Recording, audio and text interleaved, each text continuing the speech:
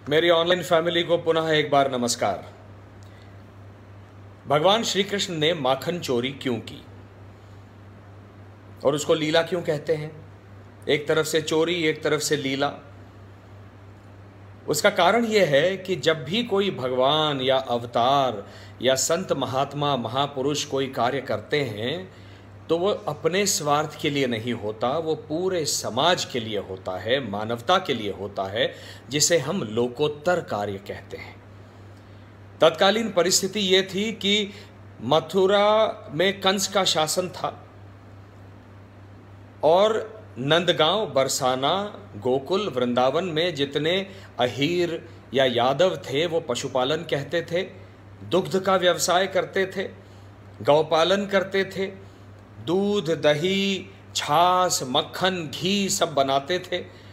लेकिन कंस की आज्ञा थी कि इन सब पर जिसको आप बनाते हैं उस पर आपका कोई अधिकार नहीं होगा, आपके घर का कोई बच्चा भी इसको नहीं खाएगा।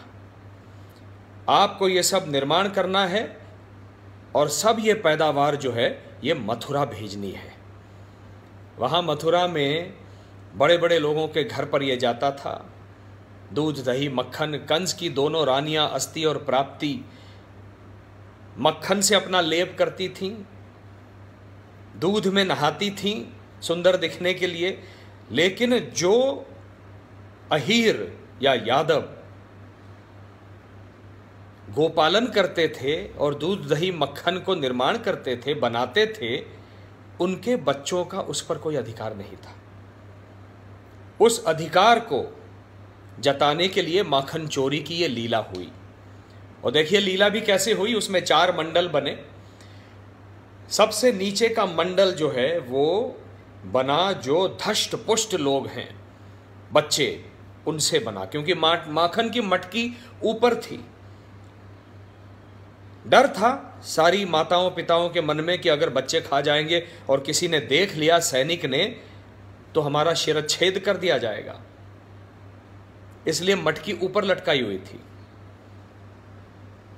तो कृष्ण जी ने क्या किया, उनके मित्र परिवार में जितने धष्ट पुष्ट लोग थे, बच्चे थे, उनका पहला मंडल बनाया। और धष्ट पुष्ट कौन होता है? जिसमें बहुत ताकत होती है। वो कौन होता है? जो मजदूर होते हैं, जो समाज का वो तबका होता है जो शारीरिक परिश्रम करता है। उसमें बहुत शक्ति होती है। वो दिखने में यूं दिखें लेकिन शक्ति बहुत होती है। उस मंडल के ऊपर दूसरा मंडल बना जो क्षत्रिय बच्चे थे, जो लड़ना जानते थे, उनमें भी शक्ति थी। उसके ऊपर जो मंडल बना वो वैश्य बच्चे थे, जो भी खाते पीते घर के थे, उनमें भी शक्ति थी। लेकिन उसके ऊपर चौथा मंडल बना ब्राह्मण बच्चों का। ब्राह्मण अमूमन जो है वो बहुत हष्ट पुष्ट नहीं होते, वो मेरे जैसे होते हैं दुबले पतले।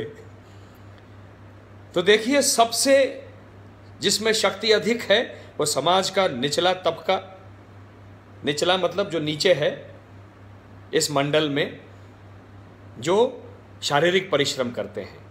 फिर जो शारीरिक परिश्रम करके समाज की रक्षा करते हैं, क्षत्रिय वर्ग। उसके ऊपर वैश्य वर्ग, जो व्यवसाय करते हैं, पैसा कमाते हैं और उनके व्यवसाय के कारण हम हर चीज को पाते हैं। उसके ऊपर ब्राह्मण, जो शरीर से कृश है। और उसके ऊपर जाकर इन सारे तबकों का सम्मान रखने वाला वो व्यक्ति कृष्ण के रूप में, जिसको हम परम योगेश्वर इसीलिए कहते हैं, वो ऊपर जाता है और मटकी को फोड़ के जो उसके अंदर जो दूध, मक्खन, नवनीत है, वो सब में मिल बांट कर खाता है। वो सबको बांटता है। और ये लीला इसीलिए कहलाई जाती है क्योंकि जो मैं समझता हूं, समाज में जो क्रीम होता है, जो मक्खन होता है, पैसा है, संपदा है, संपत्ति है, शौहरत है, इज्जत है, सम्मान है, ये सारा जो है ये समाज कुछ लोगों को देता है तो उस व्यक्ति का कर्तव्य बनता है कि वो जिस समाज से आया है, उस समाज के 4 वर्ण हैं, उन चारों वर्णों में वो हर चीज़ को मिल बांट कर रहे, वो भले ही प्यार मोहब्बत हो या संपत्ति हो, क्योंकि समाज के हर वर्ग का उस पर अधिकार है। उसको वो ऊंचा स्थान समाज ने दिया है तो समाज के हर वर्ग ने दिया है। उसने यदि पैसा कमाया है वैश्य ने, तो हर वर्ग से कमाया है। ब्राह्मण ने अगर पैसा कमाया है तो हर वर्ग से कमाया है, क्योंकि बाकी तीनों जो वर्ण हैं वो शास्त्रों के ज्ञाता नहीं है, वो ब्राह्मण है।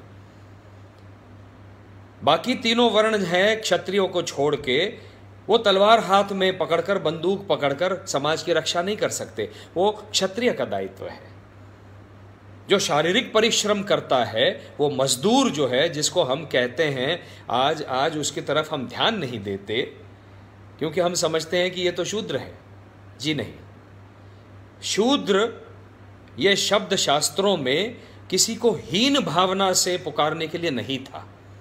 शास्त्र कहता है जन्मना जायते शूद्राः संस्कारा द्विज उच्यते। जन्म से हम में से प्रत्येक व्यक्ति शूद्र होता है।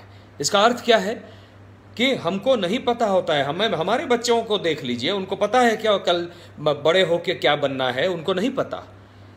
संस्कारा द्विज उच्यते। जब हम उनको संस्कार देते हैं, शिक्षा देते हैं, सांस्कृतिक मूल्य देते हैं, तब जाके उनका द्विज पुनर्जन्म होता है।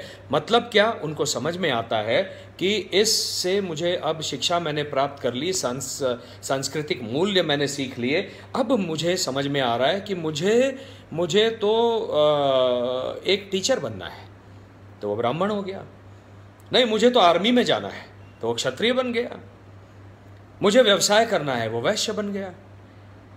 या कोई कहता है कि मुझे पूर्ण समर्पण से, सेवा भाव से, जो आप कहो, मुझे आपकी सेवा करनी है, मुझे वो शारीरिक परिश्रम करना है, वो शूद्र हो गया। ये हीन भावना नहीं है।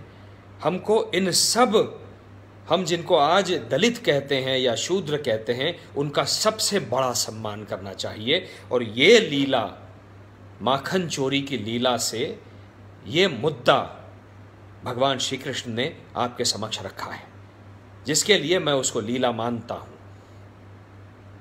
आज लॉकडाउन की परिस्थिति है, कोई बाहर नहीं जा पा रहा है। हम सबके पास पहले से अर्जित धन है, घर में अपने अपने किचन में पैसा है, लेकिन वो शारीरिक परिश्रम करने वाले पारिश्रमिक अपना नहीं कमा पा रहे हैं। जो कोई जाकर बाहर काम नहीं कर पा रहा है, अपना रोजगार पारिश्रमिक पाना, परिश्रम करके पाना, आत्मसम्मान से पाना। परिश्रम करना आत्मसम्मान है। ये हर नागरिक का, हर मनुष्य का मूलभूत अधिकार है। लेकिन आज की परिस्थिति में वो नहीं पा रहे हैं, क्योंकि रोजगार देने के लिए कोई नहीं है। इसलिए आज हमारे बाकी तीनों वर्गों का ये मूलभूत कर्तव्य बनता है। हम देखिए, संविधान की जब बात करते हैं तो केवल मूलभूत अधिकारों की बात करते हैं, हम अपने मूलभूत कर्तव्यों की बात क्यों नहीं करते? आज ब्राह्मण, क्षत्रिय, वैश्य समाज का मूलभूत कर्तव्य है कि इन दहाड़ी मजदूरों को, जो पारिश्रमिक नहीं पा रहे हैं, अपने अगल बगल में कई सारे हैं, मैंने देख लिए, हमारी सोसाइटी में देख लिए, उनको खाना खिलाना, उनको कपड़े देना, उनकी सांत्वना करना, उनको ये एक एहसास दिलाना कि हम हैं, आपकी रक्षा करने के लिए, आपका संगोपन करने के लिए ये समाज है। मुझे पता है कि बहुत सारे NGOs और बहुत सारे लोग ये कर रहे हैं, अभी कर ही रहे हैं, मुझे पता है, मैं देख रहा हूँ, सोशल मीडिया पर देख रहा हूँ। लेकिन इस लीला का वर्णन करते हुए आपको पुनः एक बार समझाना चाह रहा था कि यह सर्वोत्तम पुण्य का काम है। हम अपना बैंक बैलेंस देखते हैं, लेकिन कार्मिक बैलेंस शीट नहीं देखते। हमने अच्छे कर्म क्या किए, बुरे कर्म क्या किए, इससे हमारा पलड़ा किस तरफ भारी होने वाला है, वो कार्मिक बैलेंस शीट लेकर हमारी आत्मा इस शरीर को त्याग कर वहाँ चली जाएगी, जहाँ भी चली जाएगी।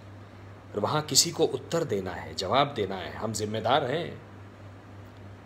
इसलिए मैं करबद्ध निवेदन करता हूँ, जो कर रहे हैं ये अच्छा काम, सत्कर्म, उनको बधाई देता हूँ। आप धर्म का काम कर रहे हैं, आप कर्म का काम कर रहे हैं, और कर्म ही धर्म है। और जो जिनको अभी तक ये नहीं सूझा है, उनके लिए एक छोटा सा करबद्ध निवेदन मेरी ओर से कि ये कीजिए, देखिए फिर क्या होता है। इसीलिए तो कहा गया है, मूकम करोति वाचालम पंगुम लंघयते गिरिम यत् कृपा तमह तदहम वंदे परमानंद माधवम। जब माधव की कृपा होती है, कृष्ण की कृपा होती है, हम में से भीतर, हमारे भीतर जो प्रत्येक के भीतर जो कृष्ण है, वो जब इस प्रकार से जागृत होकर सत्कर्म करता है, उस कर्म की कृपा होती है, उस माधव की कृपा जब समाज पर होती है, तो मूकम करोति वाचालम, जो मूक है वो बोलने लगता है, जो पंगु है वो चलने लगता है। तो आज जो दुखी हैं उनको सुखी करने का ये करबद्ध निवेदन है आप सबसे, भगवान कृष्ण की लीला के माध्यम से। पुनः एक बार नमस्कार।